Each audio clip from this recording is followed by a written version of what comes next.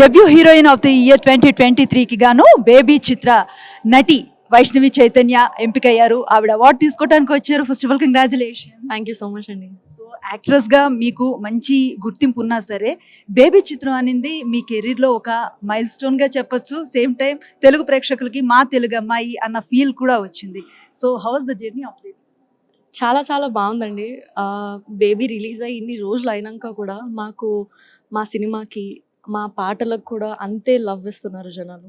అది చూస్తూ అది రిసీవ్ చేసుకుంటూ చాలా చాలా హ్యాపీగా ఉంది. యాక్చువల్లీ ఆ లవ్ తీసుకొని మాకు చాలా మోటివేటింగ్ అనిపిస్తుంది. ఇంకా చేయాలి అన్న పుష్ వస్తూ ఉంటుంది మాకు. నటిగా ఒక అవకాశం తెచ్చుకోవటం అనేది ఒక ఎత్తు అయితే, ఇంత ఛాలెంజింగ్ రోల్ అంటే ఏమనుకుంటారు రా బాబు అన్న ఫీలింగ్ లేకుండా ఇంత డేర్ స్టెప్ ఎలా తీసుకోగలిగారు? స్టోరీ నచ్చిందా? కన్విన్స్ అయ్యారా? లేకపోతే ఈ మాత్రం రిస్క్ అవసరం గురు అనిపించింది?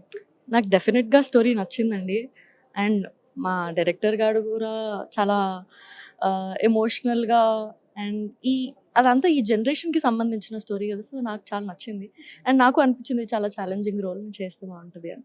సో ఇన్ని ఎమోషన్స్ పండించి అందరినీ మెప్పించి కొంతమందిని అవునరా ఇలా ఉన్నారు అనిపించి ఫైనల్లీ ఇలా అవార్డు గెలుచుకోవటం, ఈ హ్యాపీ ఈవినింగ్ ఎలా అనిపిస్తుంది? చాలా చాలా బాగుందండి. ఈ అవార్డ్స్ రావడంతో ఇంకా మాకు ఎన్నో చేయాలి అనిపించడం చాలా హ్యాపీగా ఉంది.